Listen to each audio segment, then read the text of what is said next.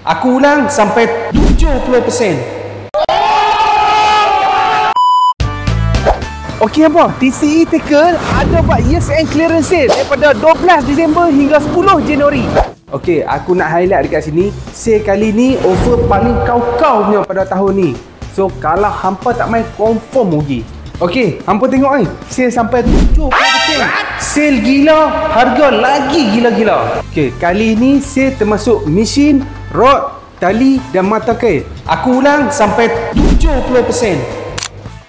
Okey, ni mesin Kavala. Offer dia 50%. So, hampa boleh jimat sehingga RM600. Okey, ni Mykaira 30% tambah dengan 7% member.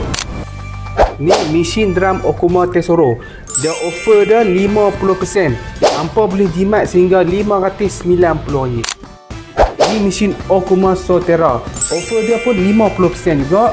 Hampa boleh jimat sehingga RM520. Ni rod Haji King Legend Glass Boat. Offer dia 70%. So hampa boleh jimat sehingga RM140. Legend Glass Spinning 70% jimat sehingga RM110.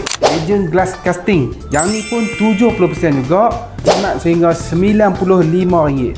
Submarine Boat 50% jimat dekat ni sehingga RM175. Tali Momoy diskaun sehingga 70%, jimat sehingga RM140. Mata kail Eagle Claw sehingga 70% juga. Okey, hampa tunggu apa lagi? Jangan terlepas offer paling kau-kau pada tahun ni di TCE Tackle.